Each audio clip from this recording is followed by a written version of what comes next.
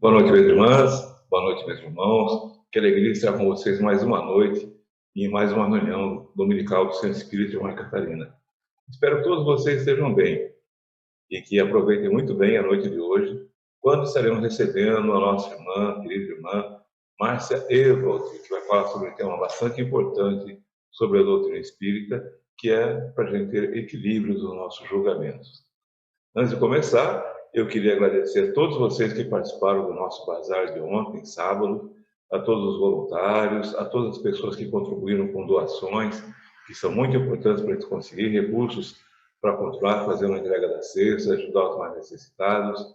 Agradecer a todos aqueles que compareceram também para fazer as compras, a sua ajuda é muito valiosa e esperamos também que todos tenham se sentido muito bem no ambiente que nós montamos ontem, que foi um ambiente bastante seguro, com todas as regras da higienização e da higiene, para garantir que a gente consiga ficar seguro durante a Covid-19. E nesse momento também, eu queria convidar a todos vocês a me acompanharem na nossa prece de abertura.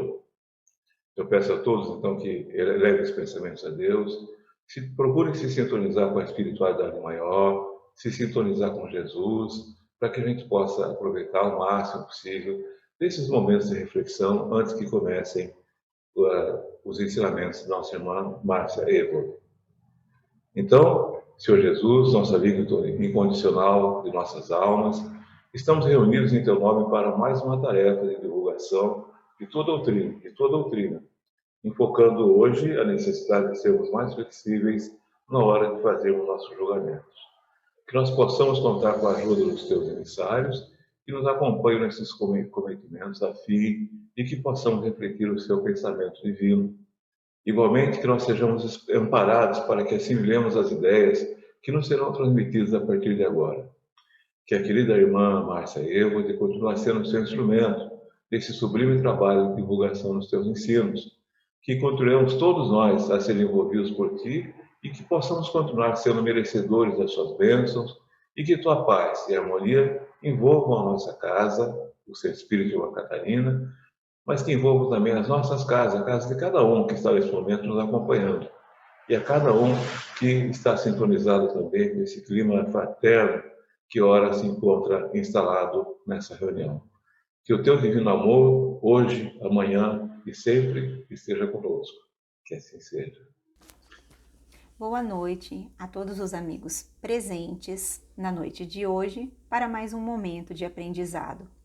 A lição de hoje é a de número 63, atritos físicos. Mas, se alguém te bater na face direita, oferece-lhe também a outra. Jesus, Mateus 5,39. Alguns humoristas pretendem descobrir na advertência do mestre uma exortação à covardia, sem noção de respeito próprio. O parecer de Jesus, no entanto, não obedece apenas aos ditames do amor, essência fundamental de seu evangelho. É igualmente uma peça de bom senso e lógica rigorosa.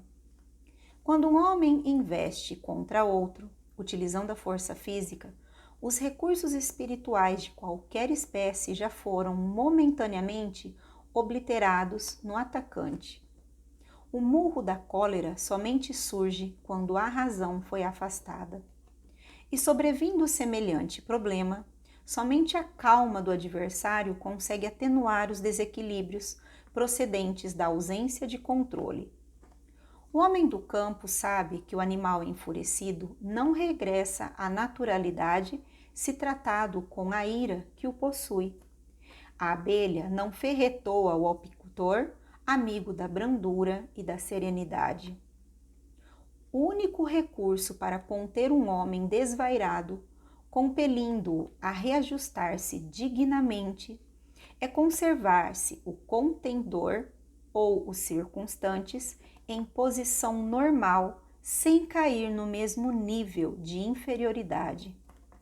A recomendação de Jesus abre-nos abençoado avanço. Oferecer a face esquerda depois que a direita já se encontra dilacerada pelo agressor é chamá-lo à razão enobrecida, reintegrando-o de imediato no reconhecimento da perversidade que lhe é própria. Em qualquer conflito físico, a palavra reveste-se de reduzida função nos círculos do bem. O gesto é a força que se expressará convenientemente. Segundo reconhecemos, portanto, no conselho do Cristo, não há convite à fraqueza, mas apelo à superioridade que as pessoas vulgares ainda desconhecem.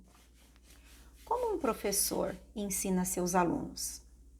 Apresentando conteúdos, técnicas, exemplos corretos, verídicos, certo?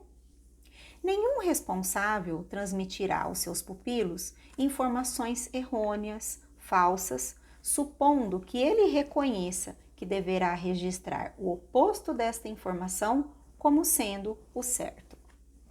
Por exemplo, eu não ensino meu filho a ser honesto praticando o roubo para que ele não o faça. Se eu desejo que ele seja honesto, eu agirei com honestidade para que ele aprenda como é ser honesto. Nesta lição de hoje, nós podemos formar dois grupos de substantivos. No primeiro, nós temos a lei do amor, bom senso e lógica. E o segundo grupo, a eliminação momentânea de recursos espirituais, desequilíbrio, inferioridade e perversidade. O primeiro grupo designa sentimentos, sensações benéficas, positivas. Já o segundo grupo nos remete ao negativo.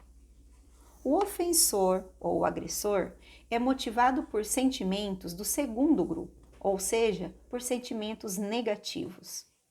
Ao reagirmos com estes mesmos sentimentos, estaremos potencializando o mal e em nada auxiliará para que o agressor perceba sua ausência de controle, caia em si e retorne ao equilíbrio, e pode ainda incorrer a situações ainda mais graves. Dar a outra face é o que Jesus nos ensinou. E o que isto significa? É dar o oposto do que recebemos. É revidar com os sentimentos do primeiro grupo, lei de amor, bom senso e lógica. É dar o exemplo correto como um professor faz com os seus alunos. Portanto, este ensinamento nada tem de covardia, de fraqueza, de submissão, aceitação passiva ou inércia.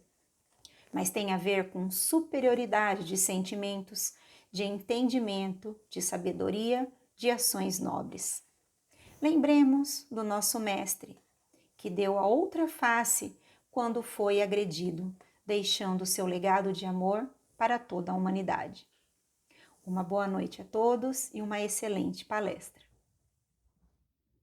Olá, amigos, amigas, que bom podermos estar mais uma vez nesse encontro, estudando a nossa bela doutrina espírita. Vamos pedir a proteção do mais alto, para que sempre nos oriente, nos intua, para que tudo transcorra da melhor maneira possível, nós possamos transmitir os ensinamentos e nós possamos captar todos esses ensinamentos e colocá-los na nossa prática diária. Que assim seja. Hoje nós vamos falar sobre mais um capítulo do livro Laços de Afeto. Esse livro é de Vanderlei Oliveira, pelo espírito Hermance Dufaux. E nós vamos tratar hoje sobre o capítulo 18, e o título desse capítulo nos fala sobre a flexibilidade nos julgamentos. E eu achei muito interessante esse capítulo porque nós somos hábeis em julgar as pessoas, né? Em estabelecer rótulos já para qualquer pessoa ou para qualquer situação. Então vamos conhecer um pouquinho a opinião, o parecer da Hermance Dufaux quanto a essa flexibilidade nos julgamentos. Então, para começar esse capítulo, ela começa com uma citação de O Livro dos Médiuns. Ela foi buscar lá o apoio no Livro dos Médiuns, no capítulo 29, no item 335. E lá nós encontramos o seguinte: já vimos de quanta importância é a uniformidade de sentimentos para a obtenção de bons resultados. não é? Uma frase simples, mas que nos diz muito. Uniformidade de sentimentos, uniformidade de pensamentos para que a gente obtenha bons resultados. E isso é lógico, né? Quando nós não temos essa uniformidade, quando ficamos pipocando de assunto para assunto, de sentimento para sentimento, de pensamento para pensamento, é muito mais difícil nós criarmos essa harmonia para decidirmos sobre alguma coisa, especialmente sobre um parecer, sobre um veredito, sobre um julgamento. E aí o livro dos Espíritos, do livro dos Médiuns, continua discorrendo que, consequentemente, então, tanto mais difícil é obter-se uniformidade de sentimentos quanto maior for o número de pessoas. É lógico, um grupo pequeno de pessoas, essa uniformidade ela se faz mais rápido. Uma assembleia com um número maior de pessoas, essa uniformidade de pensamentos é mais difícil de ser conquistada. Então, nas sociedades pouco numerosas, todos se conhecem melhor e há mais segurança quanto ao comportamento de cada de cada elemento que integra essa sociedade. Ela é pequena, são conhecidos já há algum tempo. O silêncio, o recolhimento são fáceis de serem conquistados durante essas assembleias, durante essas reuniões, como se tudo se passasse em uma família, um grupo pequeno, cada um conhece já um pouco melhor o outro, então há essa uniformidade, há essa coerência. Agora já naquelas grandes assembleias, elas excluem essa intimidade, é muita gente, não tem condição de haver essa intimidade, né? Por quê? Por causa da variedade dos elementos que compõem essa assembleia, são de diferentes tipos, né? E elas são tão grandes, cresceram tanto, que elas exigem sedes especiais, recursos pecuniários, um aparelhamento administrativo que não é necessário num grupo pequeno. Então, olha, vai exigindo muito mais coisas. Consequentemente, essa uniformidade ela vai sendo dispersada, né? A divergência, então, dos caracteres, a divergência das ideias, das opiniões em assembleias grandes, nas grandes assembleias, ela se desenha assim melhor, essa divergência, eu diria até conflito em certos casos, né? E ela oferece, então, essa divergência, esses conflitos, oferece aos espíritos perturbadores mais facilidade para semearem a discórdia. Então, num grupo grande, onde não há uniformidade dos pensamentos, dos sentimentos, o plano espiritual pode perturbar, não é? A chance é maior, por quê? Eles não estão coesos, então eu infiltro uma ideia aqui, uma outra acolá e acabo com aquela assembleia, não é? Quanto mais numerosa for essa assembleia, quanto mais numerosa essa reunião, tanto mais difícil é conterem-se os presentes, fazer com que todo mundo haja de uma maneira igual, parecida, né, semelhante. Cada um dessa assembleia quererá que os trabalhos sejam dirigidos segundo o seu modo de entender. Eu penso assim, eu prefiro assim, eu quero assim, né? A pessoa vai querer que o assunto dela seja tratado em primeiro lugar, seja aquele mais discutido, melhor discutido e sempre prevaleça a opinião dela. O que interessa, ela vai expor, o que interessa ao outro não vai ter tanto significado para ele, né? Isso numa assembleia grande. E alguns julgam que o título de sócio de uma assembleia ali, dá o direito de impor a sua maneira de ver. Não, eu sou sócio, faço a minha contribuição, então vai ter que prevalecer o meu entendimento, a minha maneira de ver esse fato, essa situação. E daí, então, divergências, uma causa de mal-estar que acarreta mais cedo ou mais tarde a desunião. Isso é óbvio, né? E depois a dissolução daquela sociedade, quaisquer que sejam seus objetivos. As pessoas que compõem essa sociedade, elas não se entendem e essa sociedade acaba sendo dissolvida, a dissolução dela, não é? Os grupos pequenos jamais se encontram sujeitos a flutuações. Um grupo pequeno, ele se entende muito mais rápido. Meia dúzia de pessoas é como se fosse uma família, a maior uniformidade. Então a chance de dissolução de um grupo pequeno, ele é menor. Então um grupo pequeno não sofre essas flutuações de divergência de opiniões, conceitos. Já a queda de uma grande associação seria um insucesso aparente para a causa do espiritismo, e do qual os inimigos do espiritismo não deixariam de se prevalecer. Iam chamar a atenção, está vendo? Aquela sociedade, aquela assembleia se dissolveu por N motivos, por isso e por aquilo outro, não é? E a dissolução de um grupo pequeno, ela já passa despercebida. Um grupo pequeno parece que não vai fazer falta, parece, né, que não vai fazer falta. Então ela passa meio que despercebida. Mas quando um grupo pequeno se dispersa, outros ocupam o seu lugar, outros se formam, não é?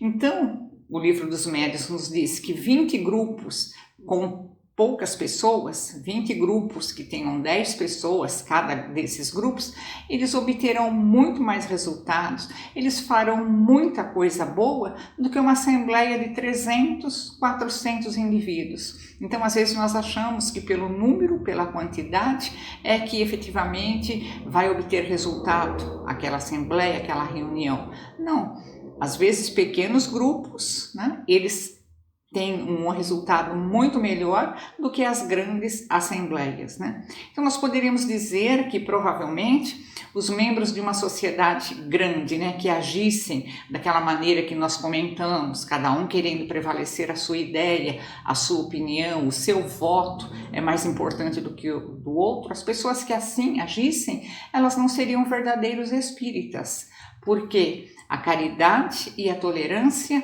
são o dever primário que a nossa doutrina espírita, impõe aos seus adeptos. Sermos caridosos e sermos tolerantes, não é? Então nós temos que ouvir, temos que discutir no melhor sentido. Por que você pensa assim? Eu penso diferente? Qual o seu objetivo? Qual resultado vai chegar? Aparando as arestas para que a gente chegue num senso comum. Então é perfeitamente correto nós dizermos que os que assim procedem, querendo impor, eles são espíritas apenas de nome, mas não de fato. Têm o rótulo de espírita, mas não agem como tais. Então até aqui nós falamos sobre o Livro dos Médiuns, esse comentário que está lá no capítulo 29, no item 335. E a partir de todo esse comentário, a irmã Dufaux, nesse livro Laços de Afeto, ela começa a desenvolver esse assunto, flexibilidade nos julgamentos, né? Então ela toma por base para discorrer sobre essa flexibilidade. Então ela nos diz que um assunto muito grave, um assunto bem oportuno nas questões da nossa vida interpessoal, da nossa vida de relação, são aquelas sentenças irredutíveis que nós costumamos lavrar relativamente aos outros no campo dos julgamentos. Nós somos expertos em lançarmos julgamentos, não é? E irredutíveis, sentenças irredutíveis. Aquela pessoa é assim e ponto. Não quero discutir, não quero pensar, não é? Nós ainda não desenvolvemos uma capacidade suficiente para analisar o outro. Nós julgamos de imediato.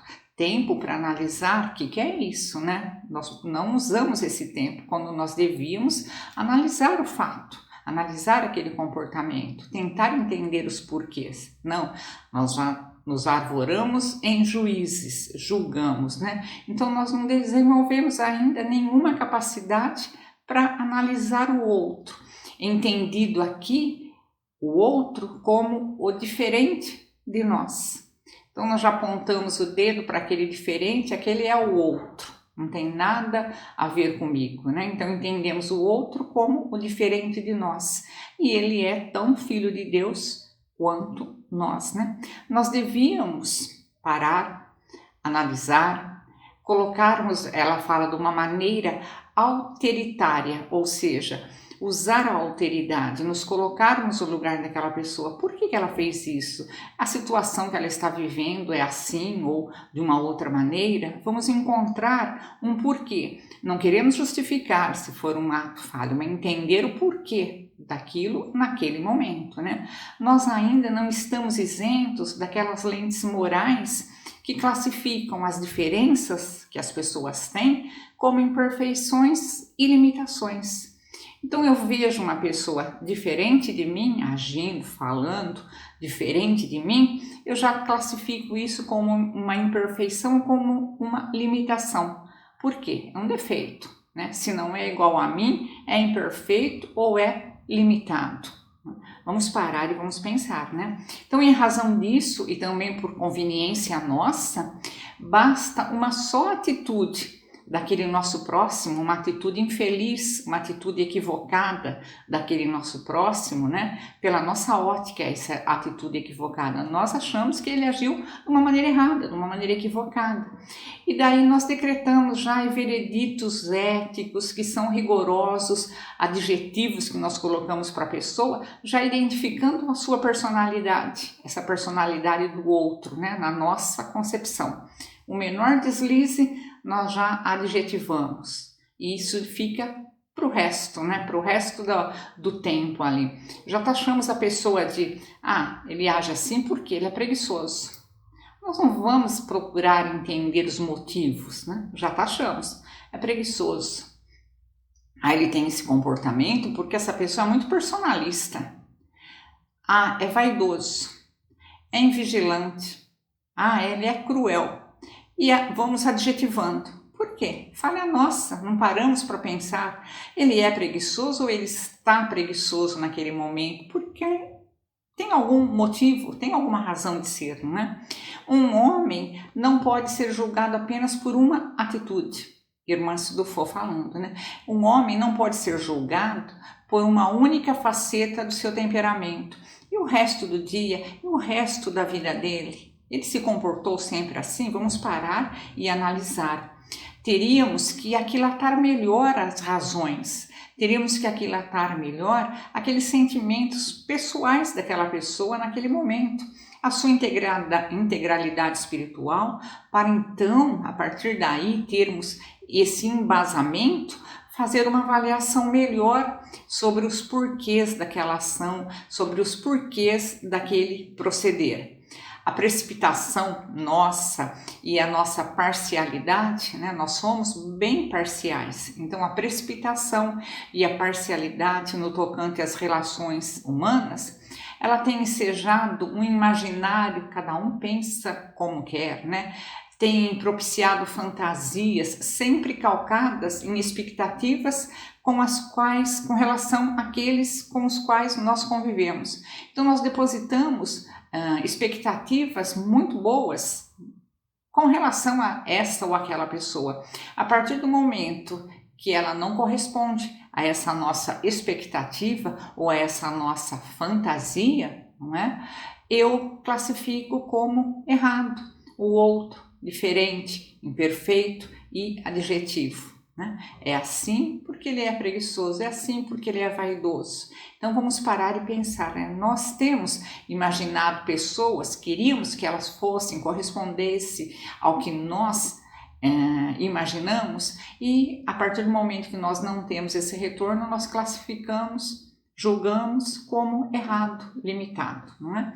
A influência dos papéis sociais, as tendências do homem integral, a questão da educação, o momento psicológico da criatura, a interferência de desencarnados, interesses pessoais são apenas alguns dos fatores que devem ser arrolados na arte de julgar.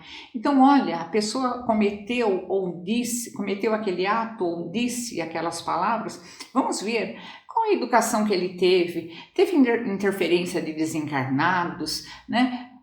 Tudo nós temos que analisar para ter um julgamento e não já estar achando aquela pessoa de A ou B, né? Então nós temos que ter esse embasamento para exercer a arte de julgar. E também as conveniências nas quais nós nos encontramos presos moralmente. Nós somos presos a determinadas conveniências, né? A determinadas diretrizes morais. E se a pessoa não atende aquele nosso capricho, se aquela pessoa não atende aquele conceito que eu tenho, não é? Eu vou achar que ela está errada. Por que não vou parar e falar, será que não sou eu que estou sendo errado? Não é? Será que não sou eu que estou sendo egoísta? Eu que estou sendo personalista? Esses adjetivos que eu coloco para outra pessoa, né? Então, uma leve falta de modéstia, a vaidade, e já nos sentimos plenos, né? Para exercer o mandato de juiz, julgamos. E se aquela pessoa que nós julgamos, né, é alguém que não atende mesmo às nossas exigências e não temos afinidade nenhuma com aquela pessoa, possivelmente daqui a um século, né, nós estaremos sustentando essas mesmas recriminações que estamos fazendo hoje. Se nós não temos afinidade, julgamos, adjetivamos, rotulamos e provavelmente daqui a um século ainda nós vamos continuar com esse pensamento. Falou em fulano, eu já lembro. Ah, é isso, ou é aquilo outro. Eu já adjetivei, eu já julguei, eu já cataloguei, já rotulei aquela pessoa e não mudo. Aonde é que está o erro, não é? Aonde é que está aí o desentendimento? E nesse caso, então, o nosso orgulho também, nós temos que tomar muito cuidado. Nós julgamos porque nós temos também aquele defeito, né? Nesse caso, o nosso orgulho, ele rebaixa o outro ao patamar das nossas próprias lutas pessoais, né? E a inveja provoca uma miopia em nós mesmos, nos impedindo de enxergar as qualidades que esse outro tem. Ele pode ter dado um passo em falso, ele pode ter errado em determinado momento. Todos nós estamos sujeitos a erros, nós somos bem ainda imperfeitos, estamos sujeitos ao erro sim, né? Mas o nosso orgulho faz com que nós rebaixemos o outro, né? Para que nós sejamos elevados. Olha, ele faz isso de errado, será que eu não faço? As pessoas podem não estar vendo naquele momento, mas provavelmente eu já agi daquela maneira ou agirei num futuro. Então nós temos que parar e pensar, né? Então é muito difícil esse tema dos relacionamentos, do comportamento nosso em sociedade, né? Porque aqui, além de nós termos que conviver com aquilo que os outros pensam que nós somos, porque nós usamos uma máscara lá fora de casa, né? Lá fora de casa, na sociedade. Então, olha, é muito difícil esse tema de relacionamento humano, relacionamento interpessoal, porque além de nós termos que conviver com aquilo que os outros pensam que somos, ainda temos que separar aquilo que nós pensamos que somos daquilo que realmente somos. Olha como é um campo filosófico aí imenso para a gente pegar e destrinchar, né? Então nós temos que parar e pensar, eu sou isso mesmo ou eu penso que eu sou assim? Eu próprio me engano, não é? Então tem que deixar claro que nem mesmo nós próprios, em muitas situações, nós não sabemos avaliar com precisão por que nós fizemos determinadas ações, as causas de nossas ações. Então, se nós, em determinados momentos, não conseguimos entender por que agimos daquela maneira, num rompante disso ou daquilo, como que eu vou querer analisar o meu irmão? Como que eu vou querer analisar uma outra pessoa? Eu não consigo entender o meu comportamento. Por que eu fiz ou por que eu disse aquilo? Como que eu vou me arvorar em entender, em julgar o outro, né? Então, como então apressar em lavrar acusações sobre o próximo se nem nós nos conhecemos com exatidão? E devido então a esse hábito que nós chamamos de enfermiço, de doentio, nós podemos registrar algumas consequências previsíveis nessa vida nossa de relação interpessoal, né? Quais sejam? Então, irmã Cidufo falando que através desse hábito enfermiço, doentio, que nós devemos deixar de lado, esse hábito de julgar, nós registramos essas consequências que na nossa vida do dia a dia, nesse nosso relacionamento cotidiano, né? E uma dessas consequências é a contínua indisposição de conviver com pessoas alvo de nossos vereditos depreciativos. Então, olha, contínua indisposição de conviver com pessoas alvo do nosso veredito depreciativo. Chamei aquela pessoa de preguiçoso, de vaidoso, de cruel, julguei e adjetivei. Eu tenho uma dificuldade muito grande de conviver com essa pessoa alvo, dessa minha recriminação, desse meu julgamento.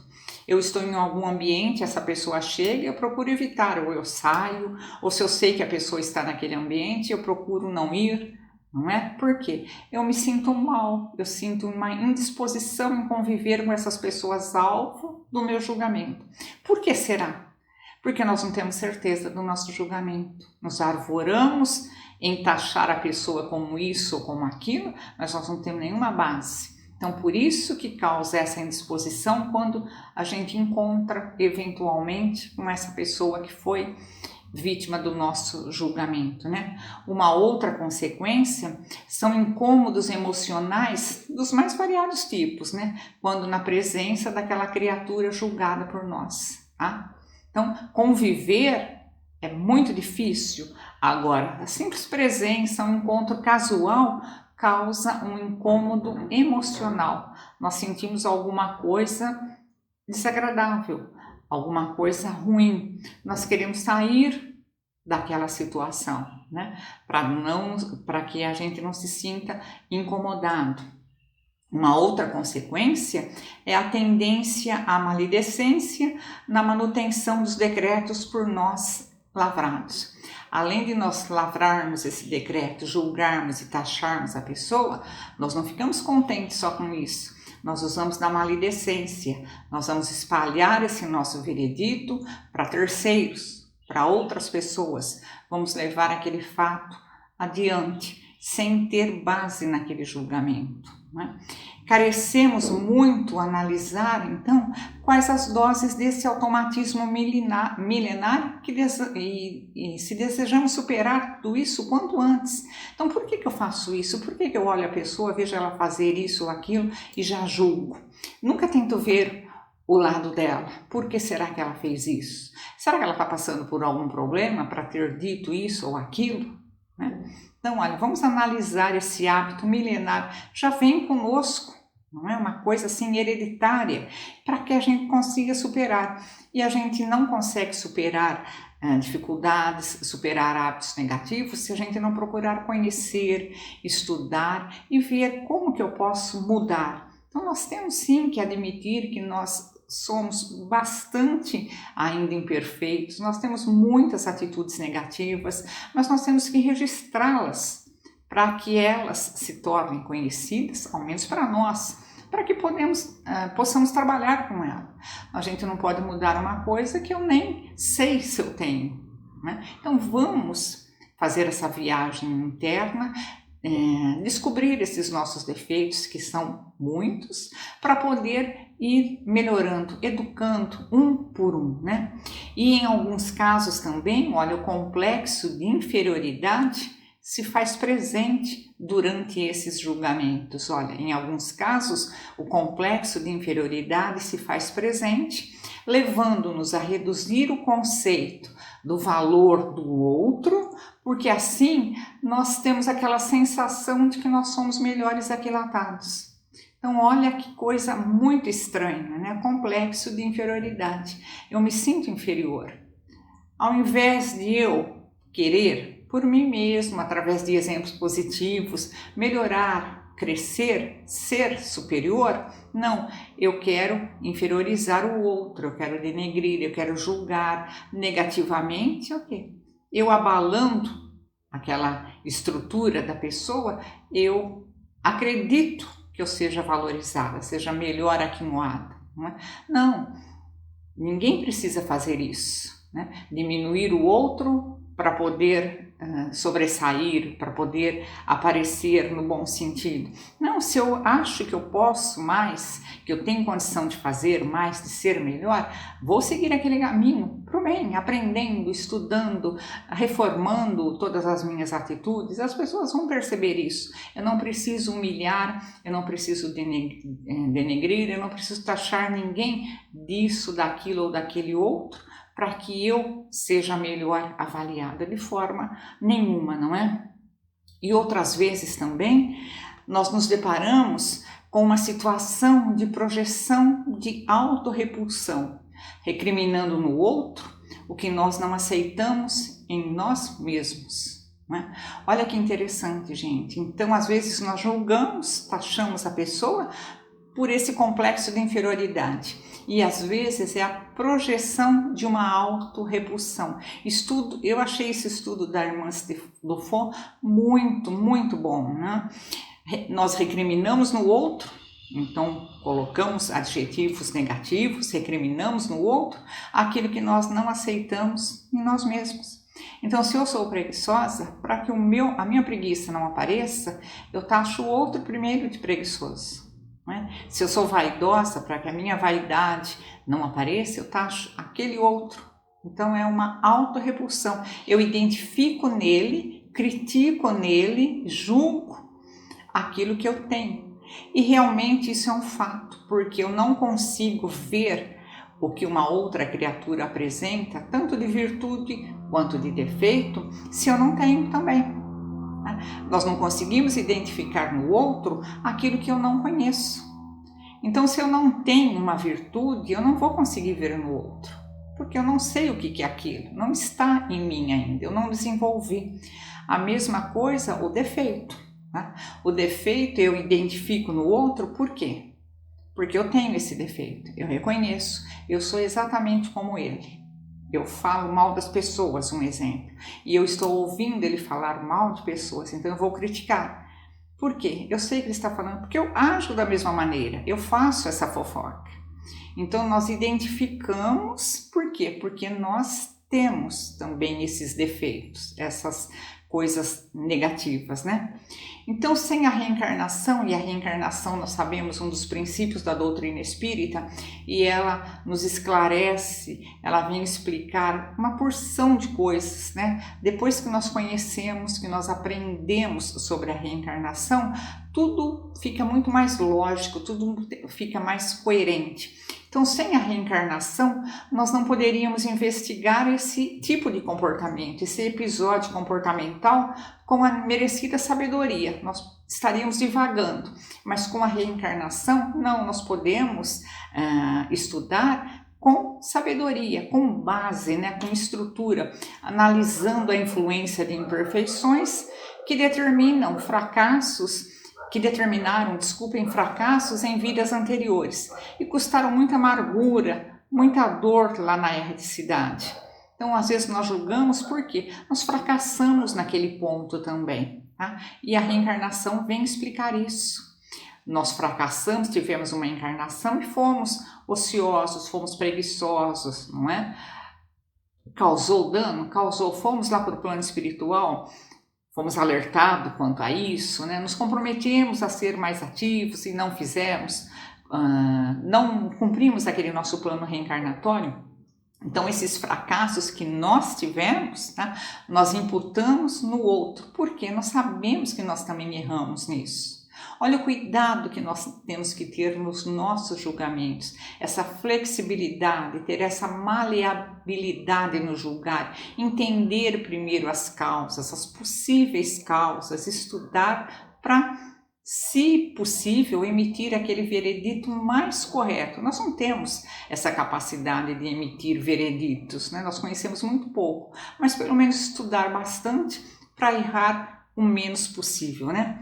Então, olha, nós tivemos em encarnações passadas erros, caímos, né, em diversas situações, e isso nos causou um incômodo, amargura, naquela encarnação e lá na erradicidade, porque lá nós somos alertados também do que nós nos propusemos e não fizemos, não é? Então, planejando aquele recomeço na carne, a bendita reencarnação, né? Nós priorizamos intensa vigilância sobre aqueles desvarios, aqueles pontos em que nós incorremos, em que nós falhamos, né? Sempre nutrindo propósitos renovadores. Dessa vez vai dar certo, dessa vez eu vou cumprir esse meu plano, não é? Eu vou atingir o meu objetivo, né? Então nós nutrimos sim propósitos renovadores, nós queremos melhorar. Mas retomando a oportunidade na Terra, reencarnando, nós somos embalados por sonhos de libertação, de conscientização. Nós tenderemos então a ser severos com tudo o que gira em torno daqueles traços de caráter que nós desejamos vencer. tudo na nossa vida e de relação chama atenção para aquele ponto, porque é aquele ponto que eu preciso melhorar, aquele ponto que eu tenho que vencer. Então eu sou colocada frente a frente a essas situações, né? Mas lamentavelmente essa severidade, tudo vem aí de confronto comigo, né, para que eu seja testado.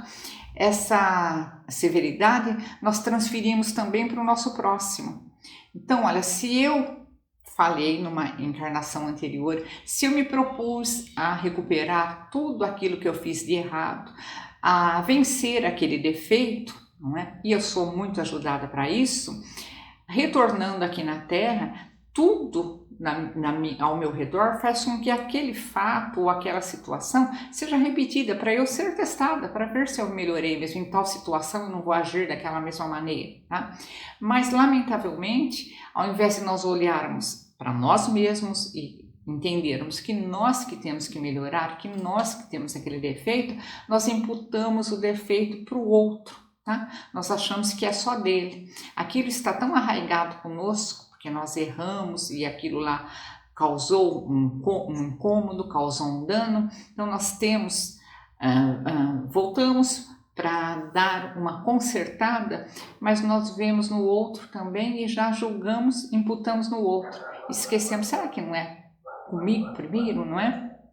E nós relegamos mais uma vez a oportunidade de corrigir um defeito em nós mesmos, olhando no outro.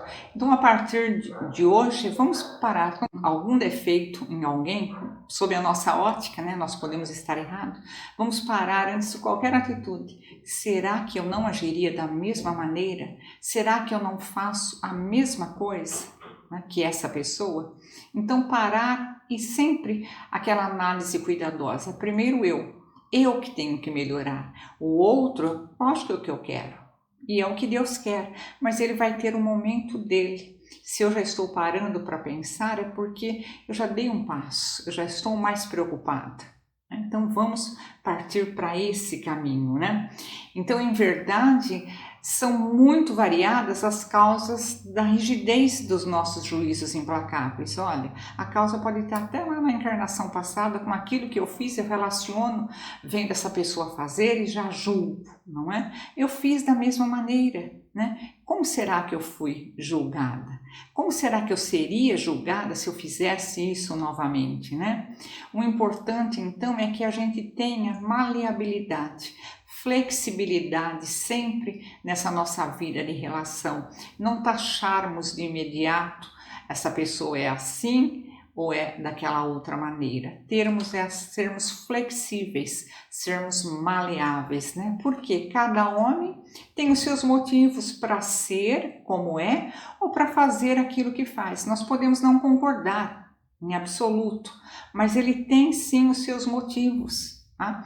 Ou ele não conhece a realidade, ou ele faz por maldade mesmo, mas tem a lei da ação e reação. Ele vai aprender lá no futuro que daquele jeito não é o correto, não é? Então cada um tem os seus motivos. Então busquemos assim a conquista sempre da compreensão em favor da alteridade. Alteridade essa que não vai nos eximir de ajuizar ou de pensar. Nós temos essa capacidade, né? Nós fazemos isso quase que automaticamente, mas através dessa alteridade, tá? Ela vai nos conduzir a uma postura de maior predisposição para aquele convívio fraternal, para, entre aspas, aturar aquela pessoa que nós achamos imperfeita, que nós achamos que tem as limitações, que nós achamos errada, tá? Então essa alteridade, olha, vai nos dar essa predisposição para ter esse convívio mais fraternal, conviver mais irmanamente, né? Exercendo a tolerância, que é uma grande virtude, exercendo o perdão, outra grande virtude, né? Exercendo o entendimento, tanto quanto possível. Nós temos que fazer a nossa parte, não é? Tudo começa por nós queremos esse mundo melhor, queremos, mas se nós ficarmos esperando que o outro dê o primeiro passo, vai ser difícil. Nós temos que começar aquilo que nós achamos que é o correto, aquilo que é o melhor, né? Mas evidentemente também, olha, nós não somos obrigados a ser coniventes com as atitudes do próximo, de forma nenhuma. Né? Não somos obrigados a ser coniventes com as atitudes do próximo. No entanto, aqueles desafios da nossa convivência apelam sempre para aquela utilização da uniformidade dos pensamentos, nas análises que fazemos diariamente. Tá? Não somos obrigados a ser coniventes, vou passar a mão na cabeça. Não, ele é assim, sempre fez assim, vai continuar fazendo assim. Não, vamos partir para a análise. Como eu posso melhorar? Por que eu estou sendo colocada ao lado dessa pessoa? Ou na minha família, ou no meu ambiente social, no meu ambiente de trabalho. Tudo tem uma razão de ser, né? O acaso não existe. Então nós temos que parar e fazer essa análise diariamente. Então vamos aprofundar constantemente o nosso entendimento sobre aqueles motivos que nos levam a fazer escolhas e a tomar decisões. Eu escolhi taxar aquela pessoa assim, né? Eu tomei essa decisão de me comportar assim diante daquela pessoa, porque eu julgo aquela pessoa, não é? Então nós temos que elastecer. Irmã Stufo usa uma palavra que não é tão usual, né? Elastecer a nossa sensibilidade, ou seja, estender essa nossa sensibilidade, como se fosse um elástico mesmo. Vamos esticar ao máximo, tá? Para que ela abranja a maior parte das pessoas. Elastecer a sensibilidade afetiva para galgar essa compreensão, né, da realidade subliminar de cada criatura. A realidade de cada criatura tem fatos que eu não conheço, como várias criaturas não conhecem a minha intimidade. Né? Tem coisas pelas quais só aquela pessoa passou. Eu não consigo entender aquele comportamento, porque eu não vivi aquela situação que ela viveu ou que ela está vivendo, né? Então nós precisamos sim ter essa sensibilidade afetiva bem estendida, tá? Para que eu consiga entender a realidade íntima de cada criatura, tentar penetrar na alma de cada ser, né? Extrair a essência da criatura e não só aquela casca, não é? Pois sem esse exercício dessa elastecer, de aumentar essa sensibilidade, né, nós ficaremos sempre na superficialidade. Ouvimos isso e já taxamos daquilo, ouvimos aquilo outro e já julgamos assim, né? Nós vamos sempre estabelecer juízos parciais sem conhecer as verdadeiras razões das ações humanas. E tudo tem um motivo. A pessoa age sempre movida por alguma coisa, algum fator, não é? E uma atitude prudente, então, será que apliquemos sempre a severidade conosco próprios. E nós não fazemos isso.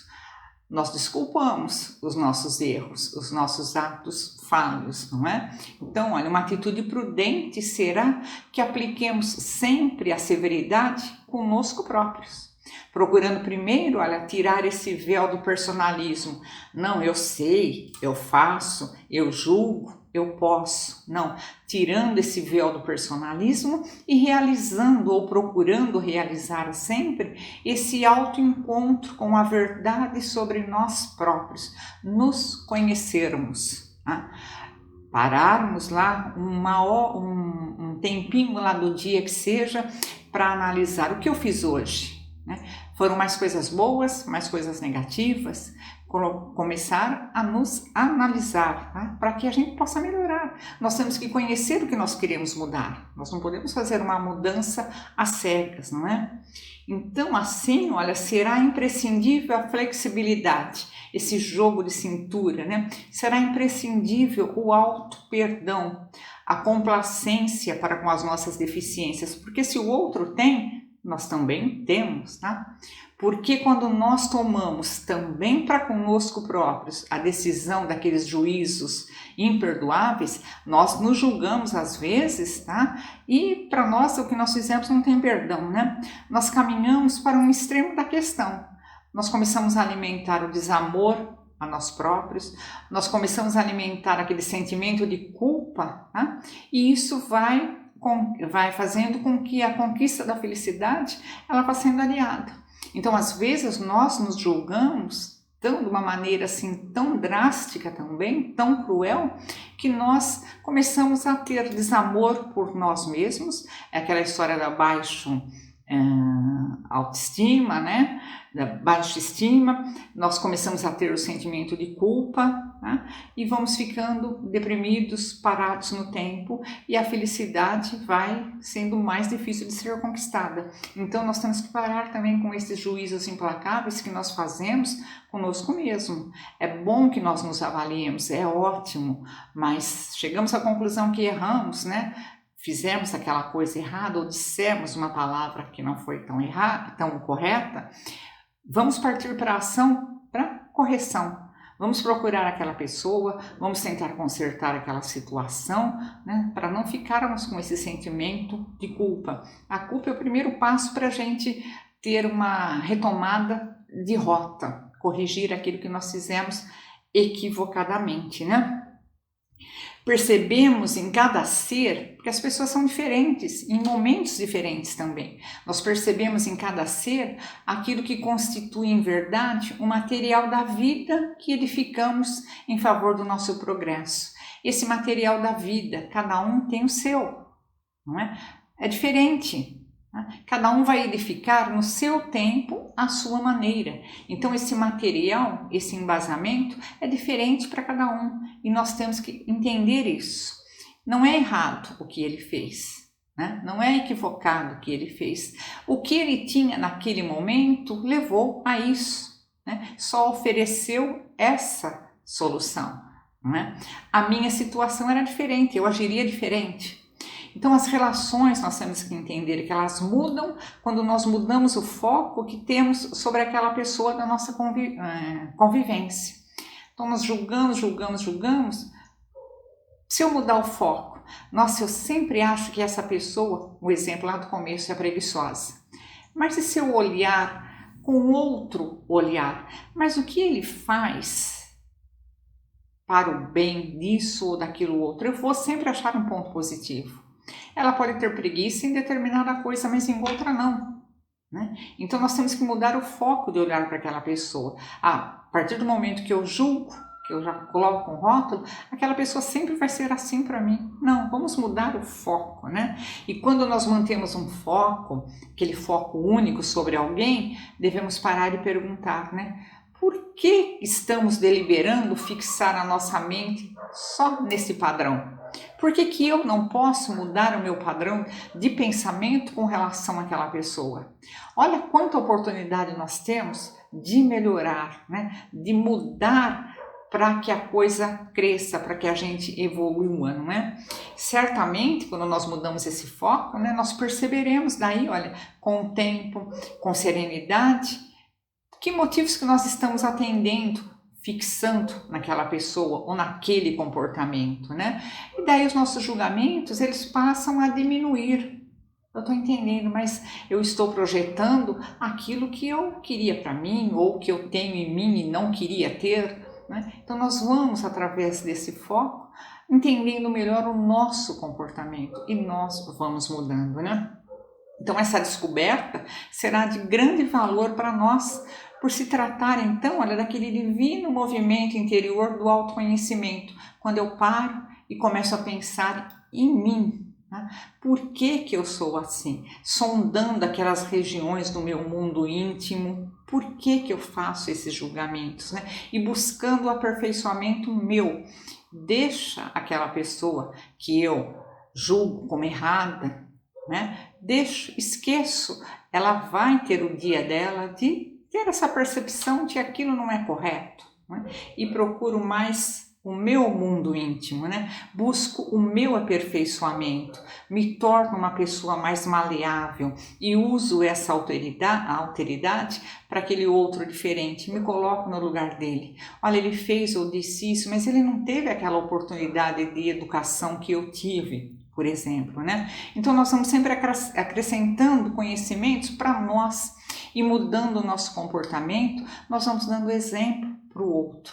não é? E essa relação só vai crescendo, de melhorar uma pessoa, ela contamina uma outra, uma terceira, aquela terceira vai contaminar uma quarta, e assim nós vamos aprendendo, nós vamos crescendo, e a nossa Terra, o nosso planeta vai melhorando, né?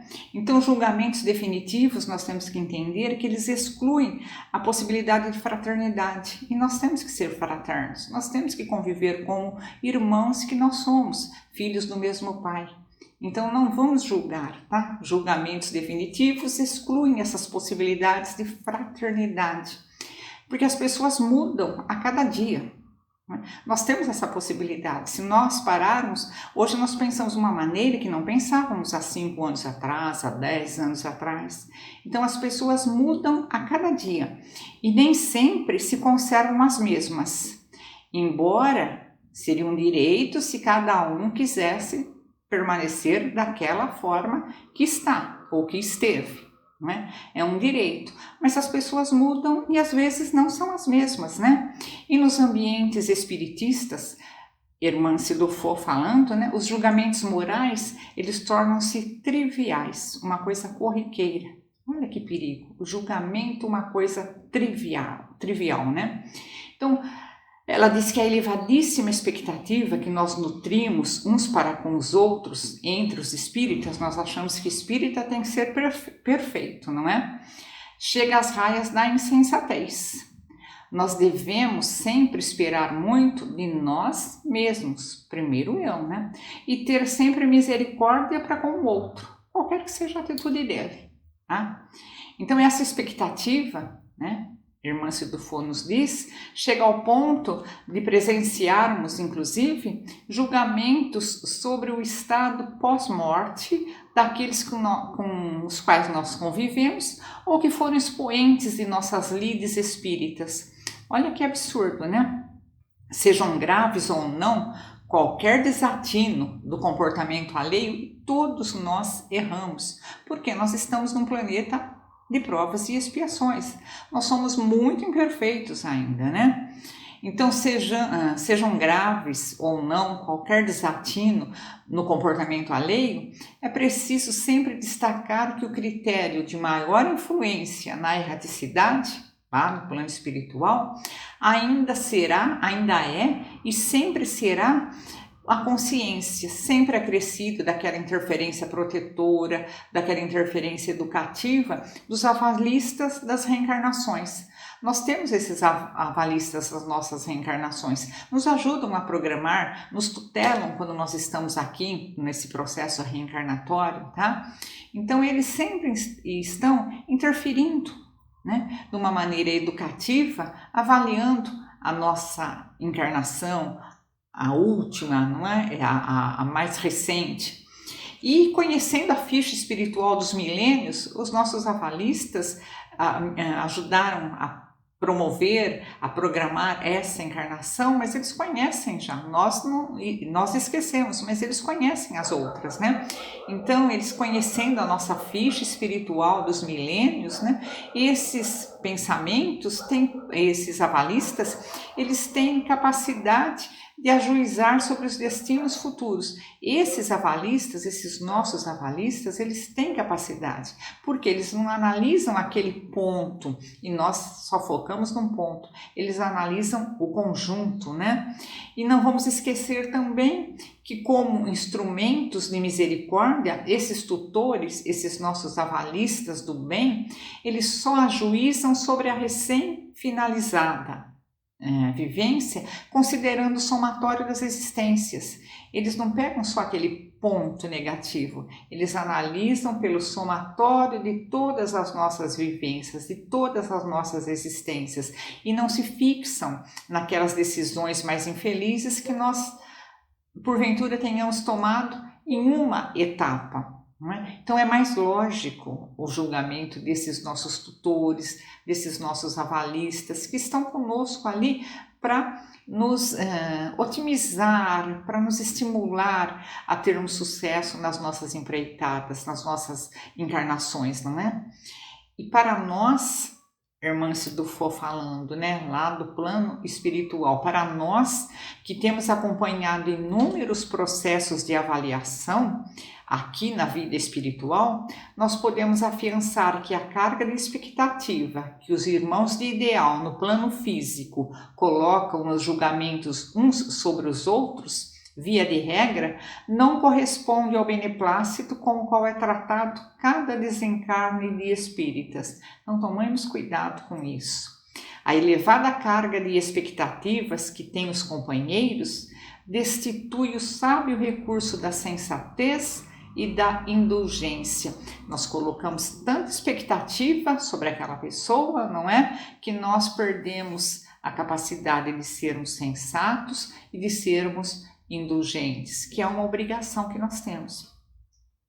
Enquanto na vida espiritual, aqueles que para os homens deveriam ser recebidos com honras, nós achamos que a pessoa foi maravilhosamente bem aqui, não é? Deveria ser recebida com honras lá no plano espiritual. Geralmente essas pessoas encontram-se na perturbação, e outros que nós aqui encarnados supomos na infelicidade, em razão da pessoa ser muito invigilante, comumente eles contam com crédito no serviço do bem que realizaram, amenizando suas faltas e garantindo um amparo. Então o conceito que nós temos aqui é diferente do conceito de lá, né? Então essa é uma empreitada decisiva de orgulho que ainda nos mantém reféns sobre esses novos ideais que nós esposamos. Acreditamos em alguma coisa, acreditamos na doutrina espírita, esposamos esse ideal, mas a gente não se comporta de acordo com o que nos é recomendado. Então, não conseguindo os voos do amor no campo do afeto, que nos possibilitaria mais tolerância, afeição incondicionais, nós vivemos presos, nós vivemos atrelados a pesados fardos impostos por relações fatigantes uns com os outros. Porque eu estou querendo que aquela pessoa seja igual a mim, eu estou preocupada, estou julgando, né? Nós ficamos incomodados com a ação alheia, nós estabelecemos cobranças que nós supomos ser justas, mas é o meu ponto de vista, né?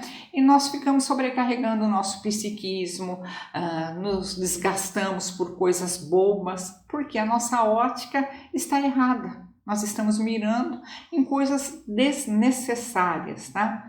Quem cultiva então a autenticidade, aquele que guarda a consciência tranquila na vivência dos ideais espíritas, tá? Deve sempre recorrer ao diálogo, ao perdão, ao estudo, tá? Objetivando fazer um melhor juízo de tudo e de todos, buscando sempre a essência de tudo, daquela convivência, sempre advogando no bem, concordando que o trabalho digno é o objetivo de todos nós, que todos devemos ter esse trabalho digno, renovador, tá? E não nos preocuparmos com coisas menores, evitarmos sempre aquelas ciladas do orgulho, nos conduzindo para o autoritarismo, para a tirania. É isso que nós devemos focar, e não em fazermos julgamentos aleatórios, não é?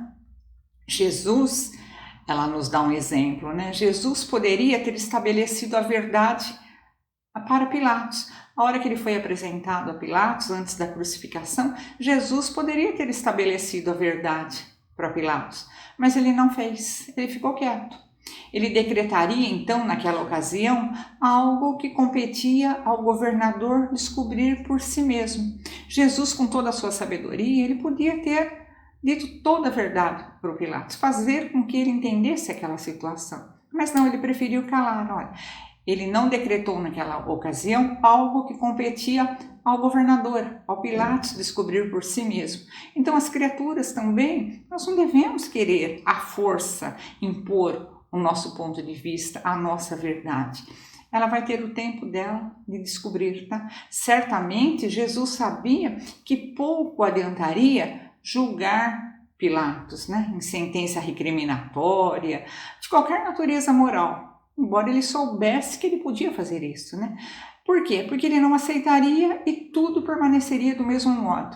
Então, vamos dar tempo ao tempo, tá? E para nós finalizarmos, então, essa é a razão pela qual, com o brilhantismo de sempre, né, Allan Kardec destacou, conforme nossa referência no estudo de hoje. Já vimos de quanta importância é a uniformidade de sentimentos para a obtenção de bons resultados. Então, vamos procurar ter essa uniformidade de sentimentos, sentirmos, pensarmos sempre no bem, naquele ideal maior, aquele ideal de ajudar as pessoas, de fazer o meu melhor. Se eu não puder ajudar, eu não vou criticar. Então, olha, parafraseando Allan Kardec, né, destacando no estudo que nós fizemos a referência, já vimos de quanta importância é a uniformidade de sentimentos para a obtenção de bons resultados. Um grande abraço a todos e fiquem com Deus. Olá, estou aqui de volta. Gostaram da palestra? Espero que vocês tenham gostado tanto quanto eu. Eu quero agradecer mais uma vez a Márcia pela excelente palestra e quero também agradecer a cada um de vocês que esteve conosco no nosso encontro de hoje e convido então para a nossa prece de encerramento, desejando a todos vocês uma excelente semana. Elevando os pensamentos a Deus mais uma vez, fazemos nossa prece. Querido Pai, Mestre Jesus, muito te agradecemos por mais essa oportunidade de aumentar nossos conhecimentos através da palestra da nossa irmã Márcia. Rogamos a Ti, Mestre, que sustente a todos nós em nossos esforços para a nossa grande transformação, que é a procura da nossa reforma íntima. Que nós possamos, Mestre, nessa grande caminhada, distribuirmos, repartirmos todas essas bênçãos que vêm do mais alto pela Sua infinita misericórdia. Mestre amado, que nós possamos cada vez mais sintonizar com os bons espíritos e, consequentemente, Mestre, apreender as Tuas boas vibrações. Que a paz seja a meta de todos nós, intimamente e também através da compreensão de nossos semelhantes e de nossos irmãos. Fica conosco, Mestre, hoje e sempre, graças a Deus. Então, meus amigos, mais uma vez, obrigado pela sua presença, obrigado por estar conosco. Amanhã à noite, espero vocês para mais uma palestra às 7h. Estaremos recebendo amanhã nosso irmão César Moron, com mais um tema baseado nas parábolas de Jesus. Tenham todos uma ótima semana. Muito obrigado e até amanhã, se Deus quiser.